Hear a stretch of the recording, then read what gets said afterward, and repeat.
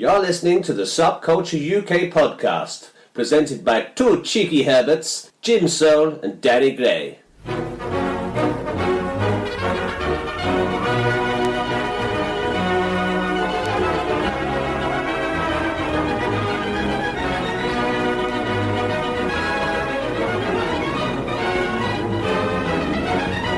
Have you been eating bananas without cutting the ends off?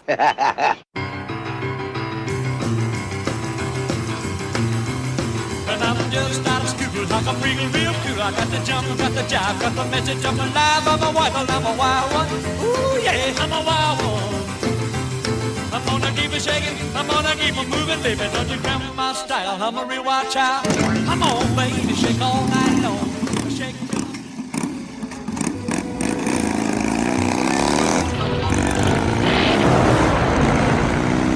With a fine weekend, a powerful motorbike, and a girlfriend on the back, the Ton-Up Boys set off. 2 short days for riding high and fast, to wind and weave, and often to be a menace. The rockers are another teenage category. They deride the mod's dress display, but they peacock in their own way just as frantically.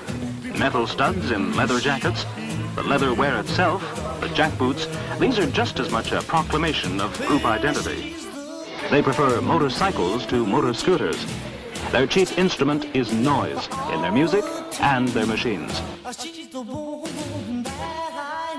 Have you had any trouble with mods?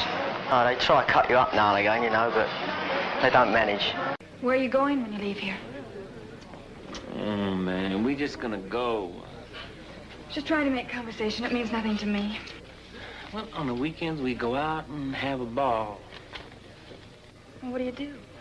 I mean, do you just ride around, or do you go on some sort of a picnic or something? A picnic? Man, you are too square. I have to straighten you out.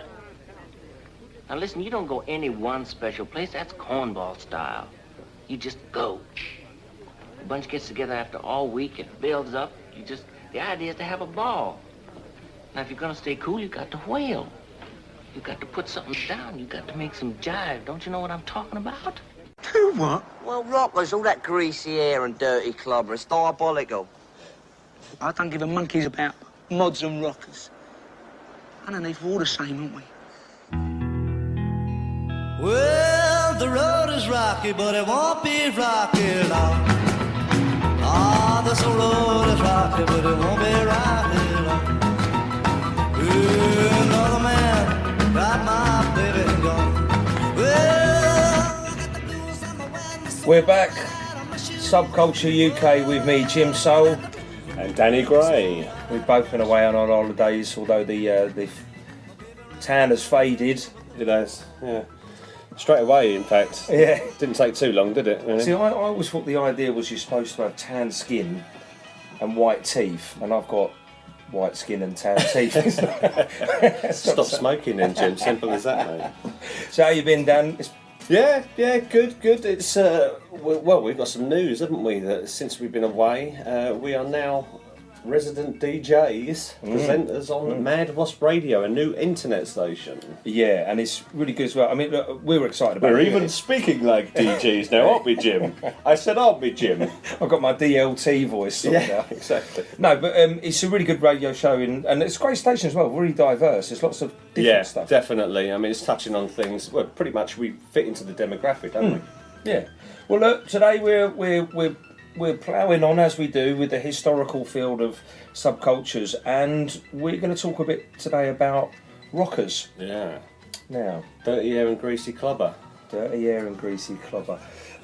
It's funny because the age we are, obviously, the rockers that we knew, or people we knew, they were more bikers or whatever by the 80s and stuff. And a bit of Motorhead and all that sort of stuff. Yeah. So, the rockers we're talking about are originally the guys that possibly derived from the ton-up lads of the 50s, the cafe racers. And then obviously rock and roll was introduced, and, you know, along with the past sort of Teddy Boys and that kind of metamorphosised into rockers, didn't it? But obviously more emphasis, I'd say, on the motorbikes, wouldn't you? Massively, and this is what's interesting is when you put it in its right context. I think with these subcultures we're talking about, it's very important to remember that in some cases there's economic factors, there's historical factors that are changing what's happening day to day in their lives. And when we look at it now from 2017, it might seem a bit twee or odd or whatever, but that's what was going on. I mean, one of the things one of the bits of research I came across was that pre-war, motorbikes were considered to be like a status symbol. Yeah. And cars obviously were, but a motorbike was seen as very posh and very dashing. And then post-war, with the way that obviously it became the transport for the poor. It became transport or for the lower classes, whatever you want to call it. Absolutely, and you're so right, and that I thought was quite interesting that it went from, again, we're in this kind of dichotomy going from the 50s to 60s, where what is considered to be posh one day is the opposite, and so the motorbikes, and they weren't cheap. No. But they were cheaper. But of course, there was hire purchase introduced, in the 60s, and this is how the teenagers got their, motor transport. Absolutely. So tell me a little bit, Dan, about the motorbikes. You mentioned the ton-up boys and the cafe races. Just for the people that maybe don't know what that means, and I'm not fully au fait. Yeah, I mean, cafe races. I mean, where we come from, the nearest place that you would associate with that would be the Ace Cafe. Yeah. Sort of Wembley way up there, 406, and I think the rockers or the cafe racers, from what I gather, what I've heard was that they were predominantly British bikes. Right. Like your Triumphs, your Nortons, your BSAs, all these sort of things, which is quite ironic, really, because when I'm looking online, when we were researching for this show. Pathy News, all I could find was Hondas. Yeah, which must have been a bit of a weird thing. Well, my father's generation, they tend to go, "Hey, Honda, what's all that about? Japanese rubbish." You know what I mean? That's just the mentality of that sort of generation, yeah. So with the cafe races, I mean, you were I know because you were telling me, mate. The idea was they used to have these sort of speed trials almost sometimes where they put what was the anecdotal thing, they put a record on. Yeah, well, they're supposed to. Well, as far as I know, the word is that they would jump out on their bike, go up to the corner and back or whatever before the record had finished. Yeah, before the record had finished. But it was very much about this machismo kind of like quite macho kind of blokey almost thing, well, yeah? Well, definitely, yeah. I mean, we see the leather jackets and all that, and different, that Harley Davidson hat. We associate that with a handlebar moustache now. Or maybe a George Michael video. Yeah, I mean, it's been adopted as a sort of homoerotic sort of fashion, is it? But, these guys back in the day, but there's also a film out called the... Leather Boys? The Leather Boys, yeah. And I haven't actually seen it, but I've heard that there's a little homoerotic overtones in that, from what I gather. It's like a love triangle between a rocker, his mate, and his girlfriend. Yeah, I just think also... People are going to maybe cane us for associating this on this. No, but I don't think we're saying that we think it is. I think it's now been... Yeah. There are... Some people might see it in that way, and I think people have probably written books and tried to suggest it. I think in the 50s and early 60s, it would have been a lot more innocent than that. Oh, definitely. I mean, the relationship between blokes. I mean, for example, I remember growing up as a child of the 70s, and Morecambe and Wise would wake up in bed together. You know, right. and no one Lauren thought Hardy, about it. yeah, that's right, yeah. So you have to put it in its context. But absolutely. The thing that I got as well from a lot of the research was that there was this idea of burn-ups and races and this, that and the other. But what I found really interesting was this acceptance of injury or death was not quite as... What is it, death or glory was the motto with the skull and crossbones, wasn't It'd almost be like, oh yeah, Terry, he come off his bike, broke both his legs, oh, never mind. That's all right, I got back on it, cushy. Yeah. That's all right, it's going to happen, isn't it, mate? Yeah. And I think... Have you noticed I'm doing an impression of my dad now? Yeah. Great. For those that don't know Danny's dad, but the but you will do. Yeah, you might do. You never know who you might meet on this radio station.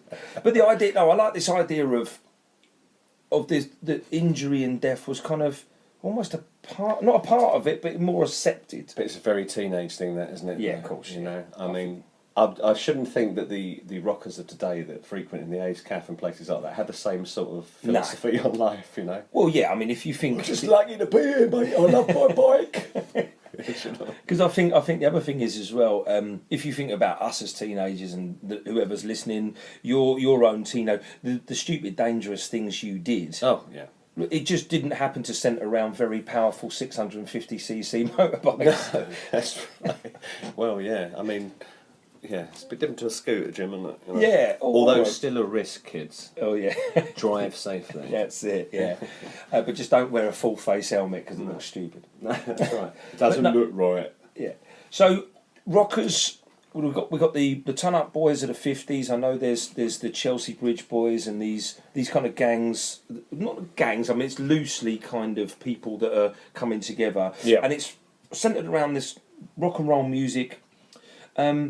And the leather looks, the Lewis leathers and all those kind of things. I know, you know, obviously the blue jeans, white T-shirt. That's right. And do you think that's from like films like The Wild One? And yeah, I'd say so. Yeah, I mean, at that time, as we touched on the Teddy Boy, in the Teddy Boy show, we spoke about all sorts of media that was around at that time, and you had the films like Blackboard Jungle, Rebel Without a Cause, The Wild One, Marlon Brando, and it is that rebel sort of Rebel Without a Cause sort of teenage rebellion and angst. It's all reflected in the clothing as well. I mean, Elvis, look at King Creole and Jailhouse Rock. He's an angry youth. Yeah. You know, but the way the media, the perception and the way he's portrayed is in this sort of rock and roll, image. And that's just the way it was, because it was all new, wasn't it, back then? The teenager didn't exist, really, before the 50s. Well, you've got this, and I think it's important to make a distinction, and obviously we've done a show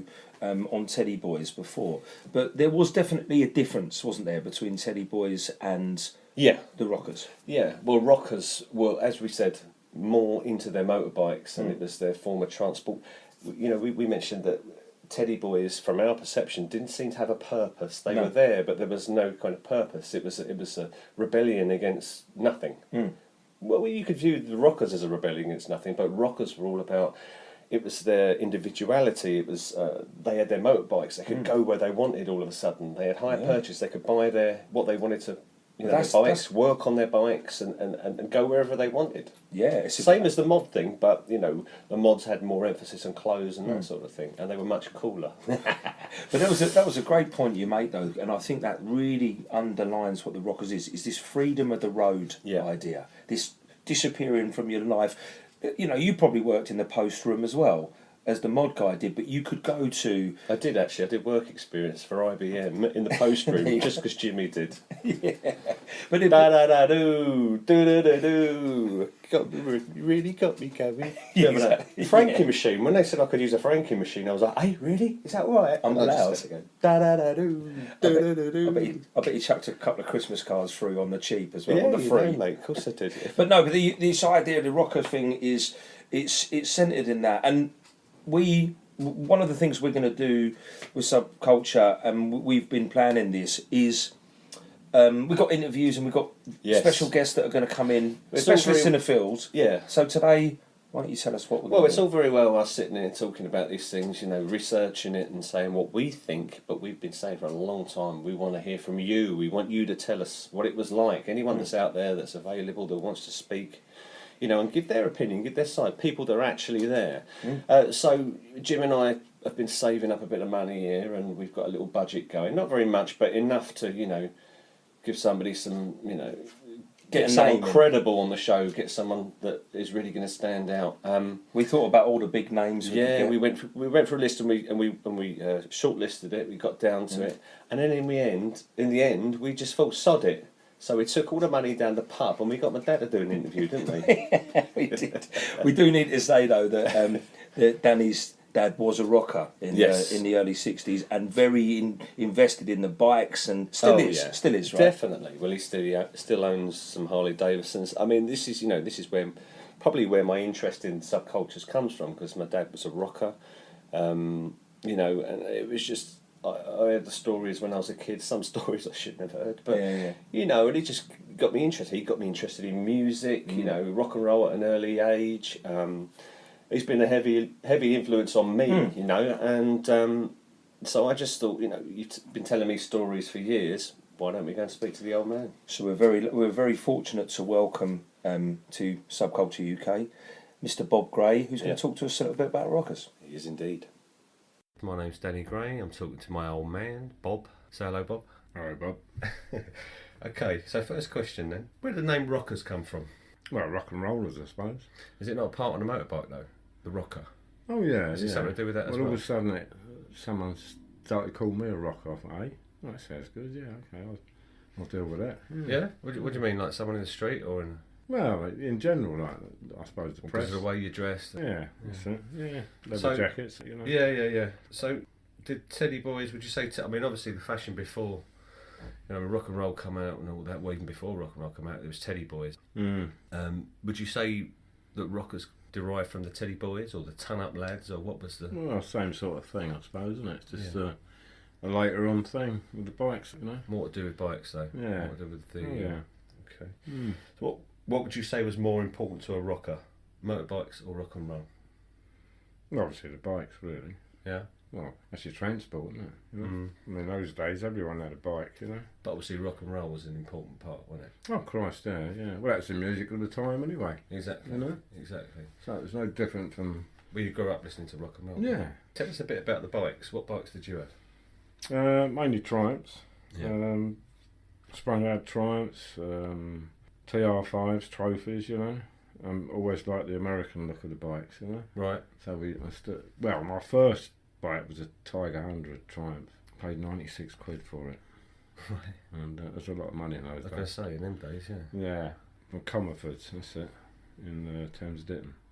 They had hundreds of bikes in there. You just used to go down and look at the bikes anyway if you really had a bike, you know. Yeah. But, you did, but was it just Triumphs, or did you have, you know, BSAs, anything like that? No, it wasn't just. I mean, I know you like your Triumph. I never had a BSA, no. You never had a Norton either, did you? No. There's a lot of guys ride the No, Nortons. mainly Triumphs, you know, they were in bike, really. Best looking bike as well, so, you know. Yeah. I mean, when I've looked at, obviously we do a lot of research for this show, and you see a lot of Hondas for some reason on the Pathy news clips and all this sort of stuff. There's a lot about the Honda. Of course, they were Japanese bikes, weren't they? And Yeah, well, a friend of mine had around about 62, I think, something like that. They brought out this Honda. Of course, there was about 12 which just knock about together, you know. Yeah. Old Triumphs and Gold Stars, and one of the fellas had a Vincent Black Shadow. Various sort of bikes, you know. About 12 was just knock about, go down the Manor Cafe in Camberley there, which is no longer there. Right. Busy Bee, Watford, that's no longer there. Okay. Well, these are like coffee bars, were they, or? Yeah, you know, just bike meeting places, you know. Yeah. Like cafes, though, you know. Yeah. Or roadside ones. Yeah, we used to go all over the place. Chelsea Bridge, Ace Cafe, of course. Yeah, well, there's stuff about the Chelsea Bridge Boys and the Ace Cafe on YouTube and on the internet. There's like quite a lot about that, but obviously that all gets filtered and. Yeah, there's nothing like that in those days. Not really. Nah, sort of press bumming it up as usual, you know. Well, this like the Mods and Rockers thing was, you know, you've always said that it was a load of old flannel, didn't you? Well, I mean, we didn't. The first riots down there, we didn't go down there. And I heard of a lot of people around here that did go down there. Yeah. And mates of mine, they were, I suppose you can call them mods, I don't know, you know. Yeah. And we went down there, I think it was the same year, but the latter bank holiday, like, you know. What, where, Clacton, Margate? Brighton. And actually, there was about dozen of us went down on the bikes and that. And you're putting down the front there and all going, "Eee." I knew half of them anyway. Yeah, right. Like, you know, Hounslow boys and Chiswick boys and all them, and Sunbury boys. Yeah. I always used to go down there. Everyone knew everyone. Well, when Jim and I were researching for this show, Jim looked at, he said about, you know, there's some stories of the press giving you know, a handful of mods like 15 quid or something to go and start trouble over there with those rockers. That's more likely, yeah. You know, things like that, just to probably stir up true. a bit of trouble. Yeah. So what about the look? You know, the rocker look was quite important, was it? You know, I mean, the mods is obviously their mods are like peacocking and giving it all that with their scooters, but rockers were a bit more laid back, a bit more. Their dress was more sort of, you know, to do with it's more practical, wasn't it?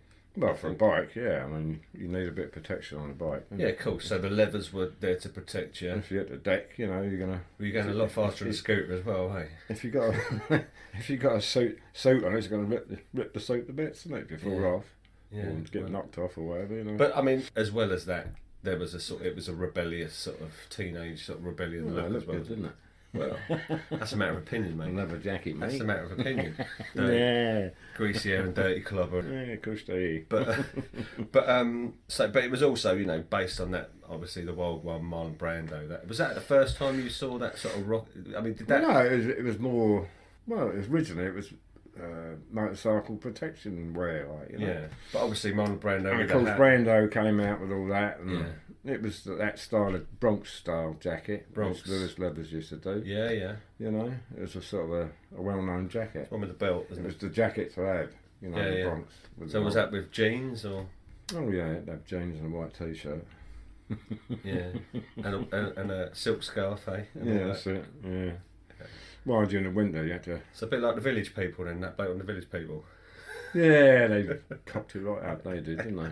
Jeez. That ruined it for you forever, didn't it? Yeah, you're right. Didn't you see the Wild One at art school? You went to art Yeah, school? that's it. Yeah, saw it, and then next day, all the students coming in on the motorbikes and that. You know? So it's quite a big influence, that look, isn't it? You know. Yeah, oh yeah. So it's practical, but at the same time it's image and all that. Well, they stuff. banned it, didn't they, over here? The film. Yeah, oh yeah, class. Yeah. So you only saw it purely through art school. Yeah, oh yeah, it wasn't in public release. They banned it.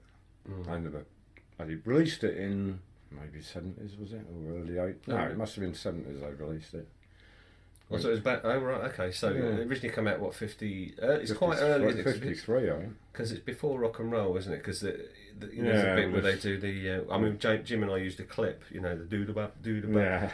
when they're in the bar, and the music is sort of modern jazz, isn't it? The sort of Talking to the barman, wasn't he? Yeah. Rebop and all that. Yeah, dig the rebop. Pop me, Dad. But but that's, you think about it, that was 53. Yeah.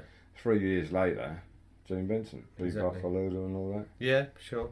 Yeah, well, it's all that, you know, it's all that jive talk and that sort of bebop sort of jazz talk. Yeah. That image must have been a huge influence, and James Dean as well, you know. Yeah. That sort of rebel look.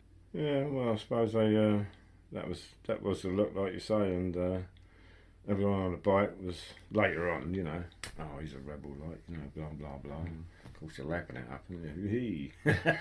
So did you get the girls? Was it the bike that got you the girls, or what? Or? Wasn't interested, mate. I'd ride the bike.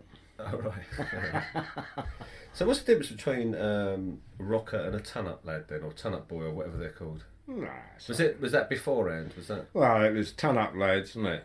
And you know, the Ace Cafe, I suppose it sort of came from there, really. So it's more like cafe racers. Yeah, well, the Yanks call cafe racers now, I don't know. Right. We never called it that then.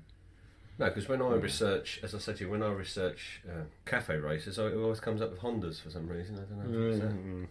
I suppose that was just the modern thing at the time. I suppose that was cool. So when did the Hondas come out? No, I mean, as I was saying before about my friend who had this in '62, this CB 250 or something Honda. Right. Nice bike, used to go. Kept up with me. Yeah. You know, and I had a 500 Triumph. Right. And so you frequently went to the Ace Cafe then, yeah? Yeah, quite a lot. Yeah. You got any history on the Ace Cafe? Anything you tell us about the Ace Cafe? Because well, you know, it's better to hear it from the horse's mouth. It's funny what I do remember. You used to walk in there because everyone's in there, bikes are outside, and you'd go and have a cup of tea or a coffee or whatever, and you'd sit down and there'd be a bit of string with a spoon tied on the end of it, and it was screwed to the table. So you didn't nick the spoon? So you couldn't nick the spoon. That used to make me laugh. How do you tie a spoon with a bit of string then? Drill a hole in it. Drill a hole in it. It's funny. It used to make me laugh. So what about this myth about the cafe races where you go into you put a record on the jukebox and it was, I don't know, would you make bets or something? So they say. I never, all the times I went up there, I never see them do it. But you had to ride round the block or something and be back before the record finished? We had to go up to, is that right? Either the next junction, turn around and come back before the record finished, you know. So in all the time you spent in the Ace Cafe, you never saw that once? No. So that's about as true as... I mean, I wasn't up there every night. No, of course maybe they did on certain I mean, nights, you know, there will be people that will say, well, I was involved in all that, weren't they? Yeah, oh yeah.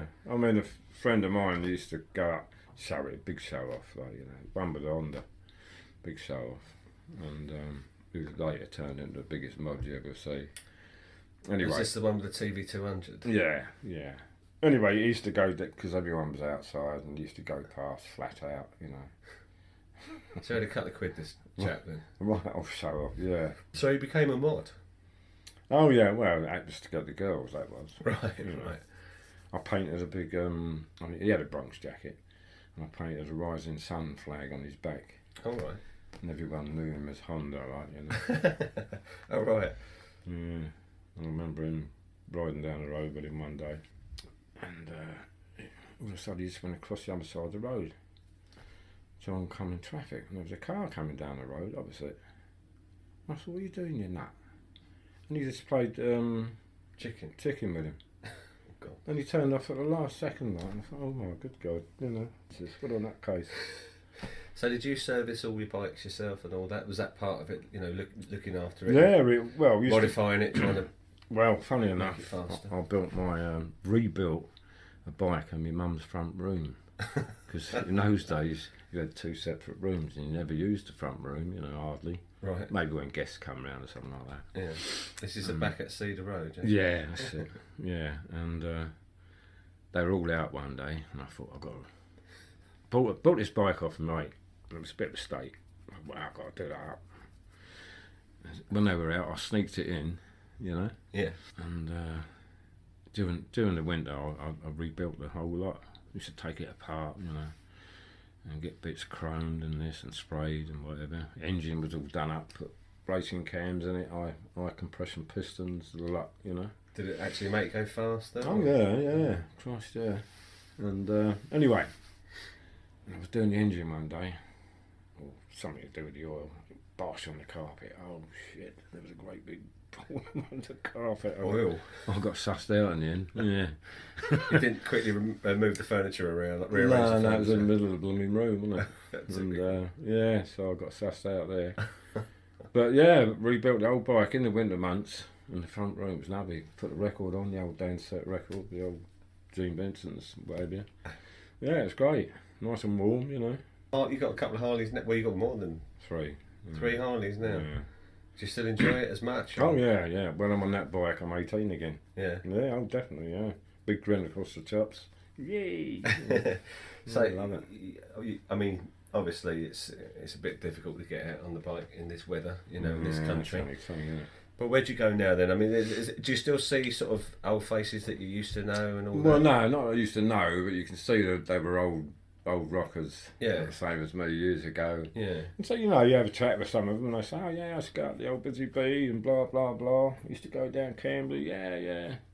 The old cellar in Windsor.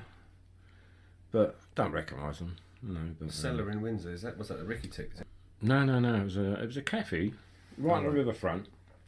And there's some steps going down to it. Well, you had to go around the back and ride in there, like, you know. Yeah. And they used to ride up and down the steps and all that. Yeah, it's a fair old place. Only a little small place, but a lot of bikers used to go there. Yeah, it's great. Loads of places in those days. I mean, the only one now around this area is the Ace Cafe, I suppose, isn't it? Yeah. I mean, is that... I seem to remember you saying that it used to be somewhere else or something, the Ace Cafe. Is that right? No, the same place, but it used to... I think it shut down around about 68, 69, something like that. Right. When did it open then? What, as it is now, you mean? Well, no, I mean, as it originally was. I mean, what's the difference? Well, it turned into whoever had the cafe in the first place either sold it or whatever, you owned it or whatever, and it was a tyre and battery place for years. Oh, right. And all of a sudden it was... This is on the 406, isn't it? The, sort of Park Royal. Is it Park Royal way? North Circular. North Circular, yeah. It's around that Park Royal area, isn't it? It's around that area. On the way at Wembley, like. Yeah, not far from Wembley. Would you still go there now? When was the last time you were there? I usually go there on early nights. Right. It's on a Thursday night, last one in the month, you know, which is coming up next week. Oh, this week, isn't it? No, next week. Anyway. Yeah, whatever. So what, you know, we talked about the bikes, we talked about this and that. We talked about rock and roll because you're big on rock and roll, aren't you? That was the music. I mean, we had flipping Frank Sinatra and all that stuff. And back in the 50s. Oh God, you know, and all these band shows on the radio and all that rubbish. And of course, there was Radio Luxembourg, it wasn't a very good station to tune into because it used to fade away and come back in again and fade Did you have to away. walk around the room holding the radio? Well, no. Oh, no, it was a solid. No, they were valve bloody radios then. Right. You know, and but yeah, and you used to hear sort of all the rock and roll on that, and that was very sort of rare you could get hold of the station, you know, because it was all a bit weird, you know, trying to find it. See, my generation, we can't really. We're never know what it was like, were we? No. I mean, and then when you heard rock and roll, you know, crank it up and great stuff. I mean, then Jamie, my son, I mean, his generation ain't got a clue at all, have they? Yeah, they're just stuck there with their Game Boys and their PlayStations and all that. So rock and roll changed your life, did it? Well, it was all a part of growing up in those days, you know. But what do you think you would have done if? I mean, you got to remember, I was born when the war was still going on. Yeah. And soon after that, no one had any money at all, you know. Yeah. And everyone was struggling. I remember the ration books for food, like, you know. Yeah. You could only have so much food. And, you know, gradually as it came on into the 60s, people started earning a few quid. You know, and of course, progressed from there. Well, hire purchase, that's when the teenagers started getting bikes and stuff. Oh, yeah, that's why I bought my bike, first one, you know. Yeah. And, what was your first bike, did you say? Tiger 100. Tiger 100. Yeah. But you had a Velocet or something from Yeah, the old man bought that bleeding thing. You know, Jesus. I couldn't wait to pass the test, get rid of that. Yeah. And passing the test, you could ride bigger bikes back then, couldn't you? It was like 250 or something, wasn't it? Nowadays it's a 125. Up to 250, wasn't it? Yeah, well. Well, that didn't come in till about, maybe it was 61, I don't know, 62, something like that. Yeah. It was a friend of mine I used to ride with. He had a Thunderbird, 650 Thunderbird, and all of a sudden they brought this law in. So he had to go out and buy another bike, Triumph, with a trials chair on the side. Right. You know, and until he passed his test, of course, then he could ride his 650 again. I've always known you to be interested in bikes. Oh, yeah. And American cars. We'll get onto American cars in a minute. But did you ever race your bike at all? No. I remember seeing when I was a kid. I remember seeing loads of TT racing badges that you had. We went to the Isle of Man in '65. Yeah, right. Jumped on the bikes and went there. Yeah. Yeah, great week that was. So not the race, just to watch. Oh yeah. It rained. Did it rain? Yeah, on the way up to Liverpool, it actually hammered down. We got soaked. That's a bad crossing and all, isn't it? God, that was. Everyone was yocking up, and we was too tired to fucking worry about that. We just crashed out. Yeah. But it was a good week that. But racing, a friend of mine done a bit of grass track, and I was going to do it with him. Couldn't afford it at the time, so I get someone else to do it with him. Right. Which is probably just a good thing. And also, another friend of mine, we bought because we liked the one who bought the sidecar one, because he didn't have a full licence. Yeah. Until later. Anyway, and we bought a rolling chassis, like a Neela, you know, and we had an engine to put in it, and we were going to do some road racing. Right. But he was a loony, and I was a loony at that time, and I thought... Just as well you didn't, then? He's put his girlfriend... Because I might not have been here. No, exactly, yeah. But he put his girlfriend in the pudding club, and of course in those days, if you did that, you married them, you know. So of course we had to sell the flipping bike. We never did get to do it, and I thought, was that an omen, you know? Yeah. Because he was loony, I was loony. I'd have egged him on, he would have egged me on, and it probably would have gone... Yeah, but you've got to be slightly unhinged to do that sort of thing anyway. Oh, absolutely, yeah, I know. You need to... I mean, when I look at the... It's a risk, isn't it? When I go racing now, I have a look at the racing now. I mean... Because you still like speed, you go speedway now, don't you? You watch speedway. Yeah, but I'm talking about road racing now. Right. Silverstone, they're doing 200 miles an hour down the straight. Jesus Christ, you know. On a motorcycle, you know. Yeah.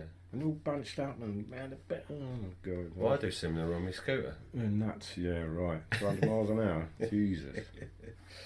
But Speedway, yeah, I love Speedway, yeah, brilliant. So what about American cars? I know it's slightly off the rocker thing, but I mean, you know... Well, it's not. It's not really, because you had bikes and then as you grew up... We used to go to all the rock and roll shows in my Cadillac, and everyone would be going, look at that, you know. Right, wow. 50s Cadillac, I mean. You had a lot of cars, didn't you? Yeah. Tell about some of the cars, yeah. What was your favourite one? Well, no, I didn't have a favourite one, really. But Just whatever you had at the time? I had 3 Hudsons. One was a 5-window coupe. I had, or coupe, as we say in England. Oh, that was a coupe. Anyway. You're not American. 51 Cadillac, shut up. 51 Cadillac, 58 Ford Fairlane, red and white one, loved that one. Ford Fairlane, nice. Yeah, great over. And Mercury Comet. Plenty of fins and chrome then. A 65 Mercury Comet. What else? Oh, I had a Dodge pickup, used to sling the bike in the back, the off-road bike. Big old Triumph. So did you modify the cars as well? Did you do anything? No, just left them standard. Got on with it. Yeah. No, I just do. So why American cars? Was that because it's part of the look and all that? I just loved them, that's all. Yeah. Like I've always said, I should have gone to America 50 years ago. But there you go. Yeah, guns, cars, bikes, big wide open spaces where you can do what you blooming like. Not like here, you're restricted to do what, you can't do anything, can you? No, it's pretty built up here, isn't it? But, that's another thing to do with, Well, when we were kids, we had a... Mind you, there's a big pits, the gravel pits and that, weren't there? The gravel pits, which were filled in with rubbish and stuff, like, so it's sort of a wasteland then. We used to have made a track over there, and everyone used to go over there and, old motorbikes, which would be worth a fortune today. Yeah. Old cars, which would be worth a fortune. And we used to race them around there. 13, 14 years old. I could ride bikes, I could drive cars. That's where you learn to drive and ride over there. Hit the dirt a few times. But I always remember, even when I was a kid, Sundays, I always remember Sundays and that noise, you could hear the scramblers. Oh yeah, right over the back. Yeah. Yeah. Which was, obviously it's a big housing estate now. As I know, The gravel pits are not there, and the little bit of land that is there is now a sort of conservation area, isn't it? Like a park. Well, things change, don't they? Fashions move on. I'm sure our listeners will be very happy to hear this, so thank you very much. That's all right. Cheers. My pleasure. So what a great interview.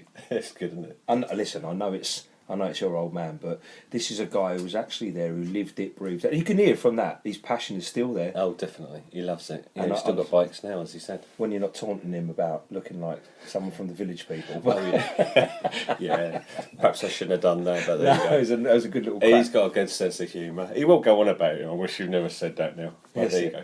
But the crack, what I like as well is... Do you think we sound alike? There's a similarity. There must be people out there that are thinking... who's speaking now then? Obviously I have a much more broader accent than my father. Who's a bit more like that, and whereas I have a sort of very... what they call it? BBC English. Indeed I do, yes. Yes. But no, great anecdotes as well about the Ace Cafe and stuff like that. And that's what we want to hear. We want to hear from people that were there. That's it, It's really important to us. And so Bob doing that, and thank you very much for doing that interview for us, was, I think, for our listeners, that will open more eyes to what it felt like to be there. Because he was. That's that great stuff about fixing the bike in the back room at home and all this. Great. Yeah. Well, if you have got any information you want to send us, or maybe you want to talk to us about your experiences, you can get hold of us at subcultureuk@btinternet.com. We've also got a Twitter page, which is at subcultureuk_1. Facebook, which is at subcultureuk001. We're on Instagram. Send us pictures. That'd be a good one, wouldn't it? Yeah. Don't work so well on a radio show, but that's fine. Yeah, pictures on a radio show, I like that. But the other thing, we're going to talk a little bit more about the cafe races and about the Ton Up Boys and what they did. And it's great that a lot of it was covered in the interview, but it's interesting to get a feel for the sort of the bikes. So we're talking about these Nortons and BSAs and Triumphs and also, sorry to interrupt you there, Jim, but I was just thinking that we haven't even mentioned the word greaser. That's another word, isn't it? Seems to be a slightly later one though, that one. Yeah, well, it says by 65. We did a bit of research on Wikipedia and stuff. It said by 65 the term greaser had also been introduced to Great Britain, and since then the term greaser and rocker have become synonymous. That's easy for you to say. Synonymous. Synonymous within the British Isles, although definitely in North America and elsewhere. Greaser is a term in America, isn't it? Yeah. And that's more of your James Dean sort of... But the funny thing is, greaser as well is actually a derogatory term as well in America for that's Italian Americans. Sorry, and oily stuff. hair and There all you that. go. That was a stereotype. And in wasn't it? Britain, that wasn't the case. No, I mean, this cafe racer. I think the word cafe racer comes from, as my dad said, was more of an American term. And they called themselves coffee bar cowboys. And even in Japan, there's an equivalent called the Kaminari Zuku, which translates as Thunder Tribe. You know, I don't know if that's a modern thing or an older thing. Probably a modern thing, to be fair, because Japan have a very big interest in British culture, don't they? Yeah. And especially the retrospective stuff. No, it's great. I mean, the one thing I'd touch on though, and you touched on it a little bit in the interview there, and it's something that we've always thought and we've always talked about, is this idea of the mods and the rockers fighting in the streets and all that. Yeah. And to be honest with you, it's obviously we know it's exaggerated at the time, and listen, we all love Quadrophenia, but Quadrophenia did its bit as well to kind of help sell this image of mods and rockers. Even the relationship between Jimmy and Kevin Area, who he went to school with, and all that. Yeah, and to be honest with you, Ray Winston, brilliant. But these big fights. I mean, the funny thing that I came across, and I know we talked about it, Dan, was that there's actually anecdotal evidence that at the time as well in '64, certainly Margate and Brighton, that press journalists were paying mods to pretend to be fighting, or mods and rockers.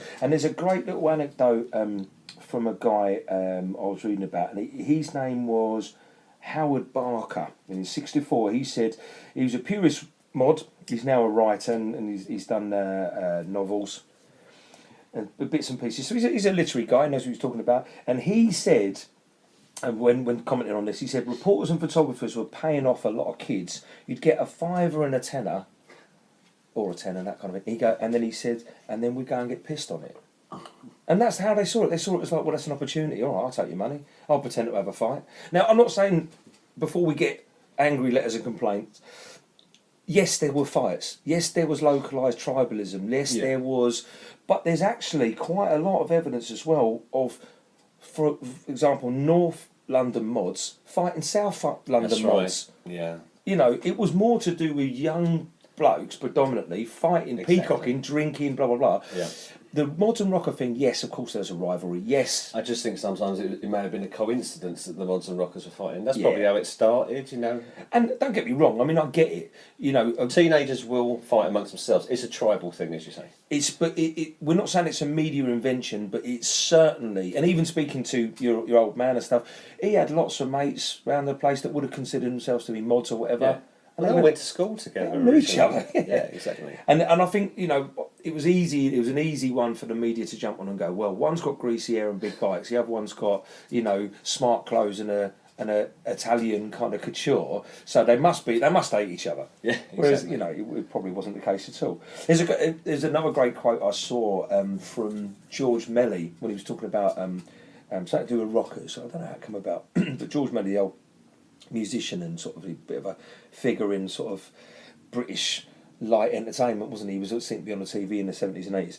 And he, when talking about rockers, he was describing the rock and roll stuff. Right. And this is great, I love this. He said, rockers listen to screw and smash music. The screw and smash music? I don't know if he meant in the building industry or... but I think, yeah, so it was that kind of immediate kind of, you know, fighting and machismo and male stuff. Screw and smash. I like that. Screw and scratch. And scratch. We should scratch. We should have called ourselves that rather than two cheeky Herberts. Yeah, screw and smash. Well, it's not too late. Hey, I'm screwing his smash. It's not too late. It's not too late to change all that and go somewhere else with it. Okay, well, listen, the rocker thing. I mean, there's obviously lots and lots as well we can talk about, but I think, in reference to the interview as well, obviously Bob covers a lot of what we would say, which is brilliant. We probably need to touch a little bit on the musical differences. Yeah. But they, as you said on a previous show as well, Dan, everyone listened to rock and roll in the late 50s and early 60s, and it's just some of them carried on listening to rock and roll. They did. and other people went off and listened to. Yeah, well, yeah. I mean, you know, some kids like what they like, and other kids go with a new thing. You know, it all depends. I mean, Motown. You had the rock and roll. And rock and roll was still coming out, don't forget, into the 60s. I mean, the Stones were kind of a rock and roll band, R&B rock and roll band. They were playing rock and roll, they were playing Chuck Berry, all that sort of stuff before they became famous. Well, I've never really understood it fully, the difference between R&B and rock and roll anyway. It's a fag paper's difference in some cases. Certainly, of course, the Beatles, look at the Beatles. I mean, they played rock and roll right till, on the albums, they released a rock and roll, a couple of tracks on each album, up until about 1965. Yeah. And if they had their own way, would still be wearing the leathers. Well, John Lennon would, wouldn't he? Yeah, well, yeah. I mean, he released that album after the Beatles had split up in 72, or maybe later, I don't know. Yeah, the rock and roll one. With Stand By Me and all that on it, remember? That's it. The rock and roll, I think it was called Rock and Roll. Harry Nilsson one, wasn't it? He produced it. Lots of saxophone, that 70s sounding saxophone. I think it's sort of Bowie sort of sound as well. I think Lennon produced Fame or something. He did for Bowie, didn't he? Yeah. But that sort of feel, that sort of sound. So it wasn't as authentic, but it was still, you know. But that rock and roll stuff, it still sounds rebellious now. It does. It's still got that going on now. Oh, definitely. And so that's underneath it all. If you think about the rock and roll will never die. Yeah, will never die. As your tattoo might suggest as well. Indeed. But the idea behind this: youth, teenagers, big bikes, the leather tough look, James Dean, that call of Marlon Brando. You can see the attraction. Yeah. I can see why you could be, you know, a rocker and enjoy all those things. Definitely. And although we consider ourselves to maybe be on a different kind of subculture, that's right. You can definitely see why people would have gone that way. Absolutely. Right, so we've wrapped the rocker thing up. As I say, we've been busy with the radio station now. And as you know, normally, usually on the shows, we do some record reviews. So we've got a nice little, what do you call it, a jingle? We've got jingles. Yeah. So it's time for our record review. Record review, record review, record review. Record review, Subculture UK. I love that. And do you know what else I love about it? It's a bit like 1970s Tiswas kind of... Checkers Plays Pop. Run around. Absolutely, yeah. So what have we got today then? Well, we've got some more Detour releases, and that is a new release by a band called The Coils. They're a punk band that were originally out, 40 years ago, split up 39 years ago, I think, and they've reformed. And we got a couple of tracks for your delight. I think it was released on Friday, wasn't it, Jim? Yeah, Friday the 25th of August. Yeah. No, August. We're in September now. Yeah, but we've been on holiday. We have been on holiday. So I went to Spain and stuff, so I think because of the time difference, it's still relevant. Still relevant. It's relevant like an elephant, as we like to say here. Okay, so we've got two tracks. The first track is called Do You Remember? Okay, and it's by The Coils. It's at times like these I see, when the end feels pretty real. You only feel that loss when you value what you had.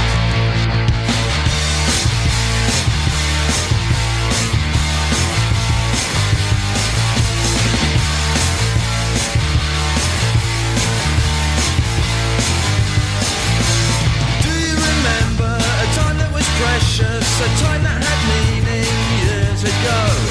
Do you remember all to play for, nothing could stop us, time to grow? To me it sounds the same, history be to blame, have memories been contrived, the past seems so alive. We live and die, no reason why to be the same is such a shame. We love and die,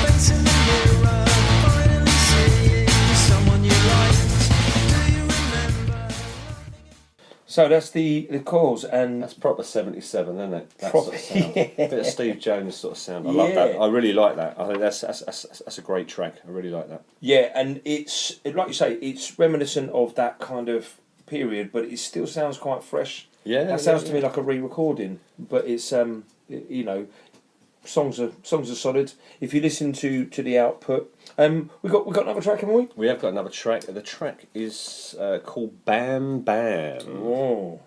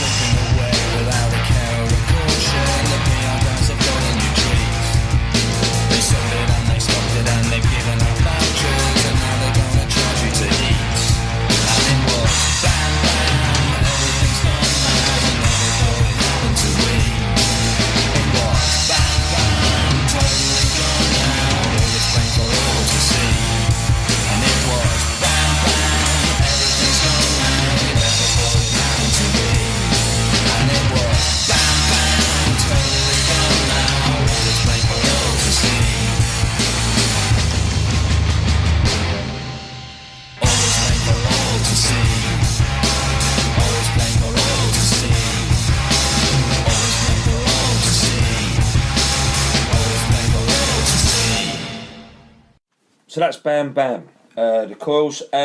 Listen to a few of their tracks actually, and this is the first recordings they've done for 40 years, which is amazing as well. I love all that. It's on Only Fit for the Bin record label. Yeah, that's a subsidiary of Detour Records.